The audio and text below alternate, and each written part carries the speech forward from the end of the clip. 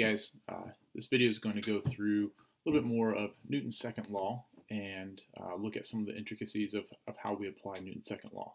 This is definitely a much more mathematical law in that it's kind of the fundamental of equation that we use for forces. Okay, so let's first review what Newton's first law was. Newton's first law pretty much said that when the net force on an object was zero, then the object's motion will not change.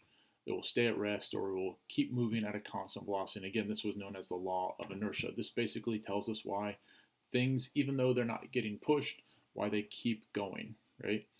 So Newton's second law then is just building on top of this. If Newton's first law is when the net force is zero, what's going to happen?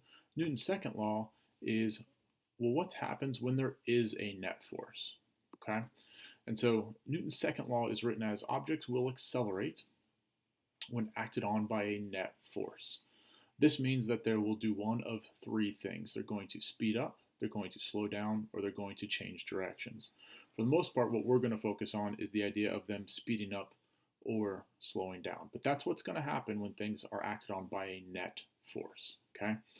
Make sure you get this equation written down. This is basically the fundamental equation we're going to use for Newton's second law, which is F equals ma. So the force, the net force, really, this should have a net force. The net force acting on an object is going to equal the mass of the object times the acceleration that that object experiences. So what is a force and what is our forces measured in? We've talked about thus far that forces are measured in what's called newtons. These are based on Newton's laws, Sir Isaac Newton, right? And basically the idea that 1 newton is roughly the force that you would need to accelerate a 1 kilogram mass by 1 meter per second squared. Now, that might be hard to understand like what that is. A general way to understand what is 1 newton is roughly the weight of 1 apple. All right, so if you had to push on something with 1 apple's worth of weight, that would be 1 newton. So newton really isn't that big of a force, a single newton, but that's the fundamental way that we can think about something as having a force of 1 newton. So 10 newtons would be equal to about 10 apples. 100 newtons would be 100 apples, right? And so that's kind of how you could think about how big that force is. So let's do a few quick math examples. I would definitely write these down in our notebook, right? And I will show you kind of the process to solve these, okay? I know they are very simple mathematical problems, but it's a really good idea to set up the problems how I'm going to demonstrate, right? So the first one says a 50 newton force, so again, 50 apples are pulling on a 10 kilogram object. What will the acceleration be? So we have two knowns, we have the force and we have the mass, and we're trying to find the acceleration. Okay, so here's how I'm going to set it up. I'm going to underline things that I know. 50 newton force, 10 kilogram object, acceleration is what I'm looking for. So force is 50 newtons, mass is 10 kilograms, acceleration is my question mark, it's what I'm looking for. Okay, here's my equation. The net force equals mass times acceleration. And I'm going to plug in the things that I know. 50 for F, 10 for mass, and A is what I'm looking for. Or you can replace A with X. Okay? What we're going to try to do is we're going to try to get A or X by itself. To do that, I need to get rid of the 10 by dividing it. Because these are being multiplied, I need to do the opposite mathematical operation, which is divide. So I'm going to divide each side by 10. And when I do that, I get A equal to 50 over 10, or equal to 5 meters per second squared.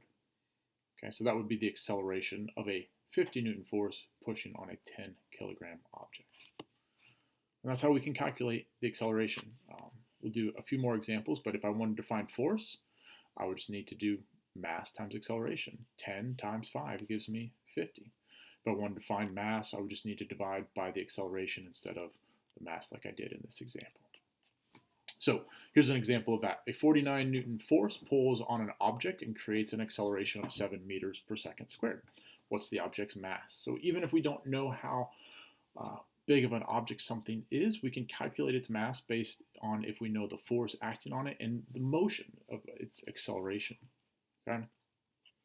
So again, my setup's going to be very similar, 49 newtons. My mass is my unknown, and my acceleration is 7. I'm going to start with my same equation, F equals ma. And what I get is 49 equals mass times 7. I'm going to divide each side by 7 because, again, these are multiplied together. And in that, I can find that my mass is 7 kilograms. Okay?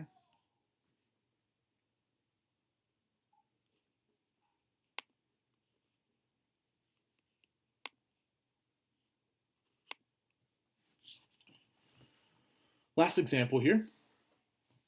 This one's a little bit more involved, but we'll kind of talk through it. It says a boat moves through the water with two forces acting on it. And this is more like the example that you guys saw in the simulation where there was friction acting. There's a 2,100 Newton forward push by the motor. So the motor itself is pushing forward at 2,100 Newtons. And there's also a resistive force due to the water. So that's kind of like a frictional force of 1,800 Newtons. What we're going to do is we're going to do two things. First, we're going to determine what's the net force acting on the boat, and then we're going to determine the acceleration, imagining that our boat is 1,200 kilograms. And here's why that equation of F equals ma is really F net equals mass times acceleration. Okay, so the first thing is here's a force diagram of my situation. I have my boat here. I have a force of gravity pushing down, force of the water pushing up. That's like a buoyant force. Those two forces are going to balance each other out. So we're not going to really worry about those two. But what we have is we have the engine pushing forward at 2,100 newtons, and we have the water resistance or the frictional force as 1,800 newtons. So my net force then would be 300 newtons forward, or pushing in this case to the right. I would do 2,100 minus 1,800, and that gives me a net force then of 300 newtons to the right. Okay. The second part of the question says, what is the acceleration of the 1,200 kilogram boat? Now, what I would do is I would use my equation F equals ma. In this case, though, F is my net force. It's not the 2,100. It's not the 1,800. It is the combination of those, or my net force, which is 300. So my force is 300. My mass is 1,200. And I'm trying to find my acceleration. F equals ma. I'm going to plug in what I know. 300 is my force, my net force. 1,200 is my mass. And I'm solving for A. So I'm going to divide each side by 1,200. And when I do that, I get 1/4, or 0.25 meters per second squared. Okay, so that's some examples of how we would use that equation, F equals ma, which is Newton's second law, which is, again, the idea that when something is acted on by a net force, so when the forces are not balanced, then something will accelerate. It will not maintain a constant velocity. It will speed up, it will slow down, or it will change directions.